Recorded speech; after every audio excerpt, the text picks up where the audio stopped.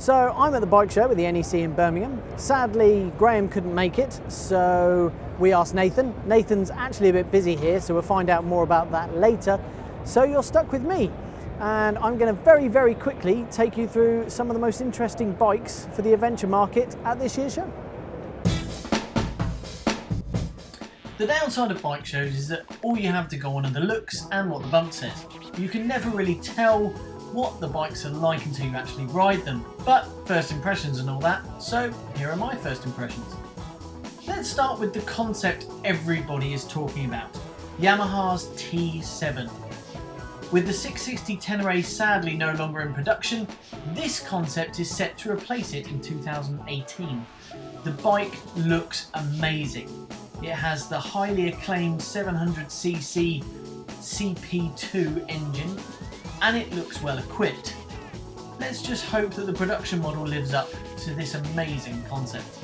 Now over to Triumph, where there's nothing particularly new, but they have made an effort to catch people's eye. First, it's the tank of a bike they're calling the Extreme Explorer, and then the Tiger 800, which they fitted with a studded tyre on the rear and a ski on the front. Definitely eye-catching, but maybe not that practical. One thing is clear, someone at Triumph has a fetish for lights. SWM have their 650 Super Dual. It looks great, and if it performs like their standard 650, it will be a great bike.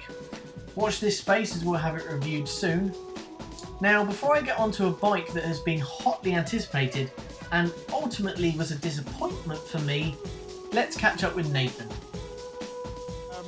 So I'm occasional presenter Nathan Millward here at NEC again for another 9 days.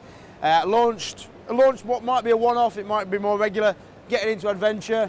It's just stories to help encourage and inspire and give advice to people to do their own trips. And it's more about manageable trips. So it's not saying you've got to go around the world or quit your job. It's saying, you know, get out on a weekend, ride to Wales, ride to Scotland. If you've got a week off, do the Alps. If you've got a bit longer, maybe consider Morocco. But it's much more about the manageable adventure and just not trying to sell you a new bike or anything. It's just saying get out there, because you know I'm trying to get. I think collectively we're just trying to get more people out riding and doing things and seeing things and meeting people. So that's what I'm doing. I printed 20,000. I can't say I've got rid of them all yet, but they're free. So after the show, at the end, maybe Tom can run a little link at the bottom of this where you can. Contact me and I can post one out to you. Obviously you'll have to cover cost of postage, but yeah, so it's just loads of reading material. So I couldn't wait to see the Royal Enfield Himalayan, but what a disappointment. It looks great and to sit on feels great, but then you try standing up and its one massive flaw is apparent. To get the bike approved in the European market, they had to make some changes, so the man on the stand told me, and one of these was to add an ABS system. To do this, they had to widen the frame, and this is the problem. When you stand up, your calves are pushed outwards, and the only way to stay on the pegs is to turn your feet inwards, making it an awful standing position. What a massive shame.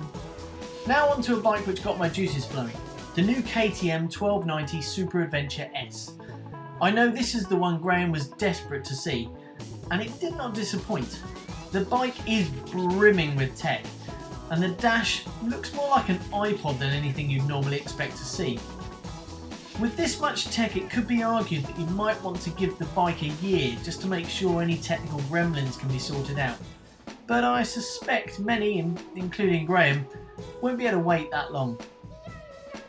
There were also some smaller engine adventure bikes entering the market, with BMW, Suzuki and Honda all bringing new bikes to the table. BMW were there with their new G310 GS.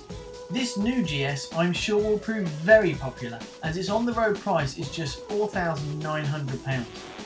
Suzuki has its V-Strom 250, which looks great from the side, but the headlight gives the front view a look that you're either going to love or hate. No price yet either. Now Honda have a great bike that I will be getting, the CRF 250 Rally. This bike looks straight out of the Dakar. and I'm sure is going to be a fantastic green lane beast. This will be my bike for the next Dawn to Dusk. I am in love. Now, speaking of Honda, they had another adventure bike at the show. Well, I say adventure bike, it's a scooter really. It's the Honda XADV. And you know what? It's not that bad. I think the UK market may struggle to get its head around the concept, but the rest of Europe, this bike is going to do really, really well. So that was some of the highlights from Motorcycle Live this year, hopefully showing you what you'll be riding next year.